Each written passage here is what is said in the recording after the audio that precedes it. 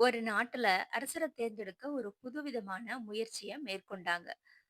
பட்டத்து யானை கிட்ட மாலைய குடுத்து, அது பொதுமக்கள்ல யார் கழுத்துல போடுதோ, அவங்க தான் அந்த நாட்டுக்கு 5 வருஷத்துக்கு அரசர். 5 வருஷம் அவர் இஷ்டம் போல ஆட்சி செஞ்சுக்கலாம்.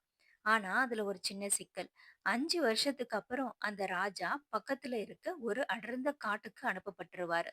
அந்த காட்டுக்குள்ள கொடிய மிருகங்களும், விஷ ஜந்துக்களும் இருக்கும். அந்த காட்டுலேருந்து உயிர் தப்பி பிழைச்சு வெளிய வரவே முடியாது. இது அந்த நாட்டுல இருக்க மந்திரியோட பிளான். அப்படி ராஜாவா தேர்ந்தெடுக்கிறேன் அப்படின்னு சொல்லிட்டு அவரே ஆட்சி செஞ்சுட்டு இருந்தாரு ராஜாவா. இந்த முறையும் அப்படித்தான் பட்டத்து யானைக்குள்ள மாலை குடுத்தாங்க. அந்த யானை ஒரு இளைஞரோட கழுத்துல அந்த மாலைய போட்டது. அந்த இளைஞரும் அரசராக சம்மதிச்சு அரியணை ஏறிட்டாரு. பட்டாபிஷேகமும் நடந்தது. இது அந்த மந்திரிக்கு ஒரு அதிர்ச்சிய குடுத்தது. என்னடா இது நம்ம போட்ட பிளான் வீணாயிடுச்சே அப்படின்னு சொல்லிட்டு. சரி 5 வருஷம் தானே பார்த்துக்கலாம் அப்படின்னு சொல்லிட்டு, அவர் பக்கத்து நாடுகள்லாம் சுற்றி பார்க்க கிளம்பிட்டாரு அந்த மந்திரி.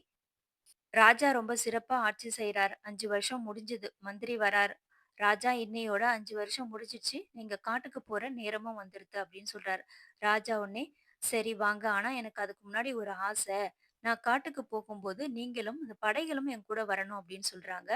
அவர் கடைசி ஆசை தானே நிறைவேத்தலாம் அப்படின்னு சொல்லிட்டு எல்லாரும் போறாங்க. போனா ஒரே அதிசயம்.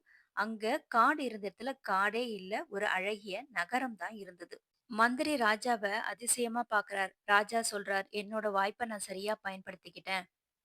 முதல் வருடத்திலேயே இங்க இருந்த மரங்கள்லாம் அழிச்சு, மிருகங்கள்லாம் விரட்டிட்டேன். அடுத்த வருடம் இங்க இருக்க நிலங்கள விவசாய நிலமா மாற்றினேன்.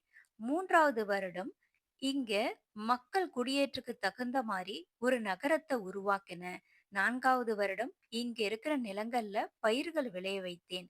இப்போ 5வது வருடம் மக்கள் குடியேறி இந்த அழகிய நகரமே உருவாயிடுத்து அப்படின்னு சொல்றாரு ராஜா.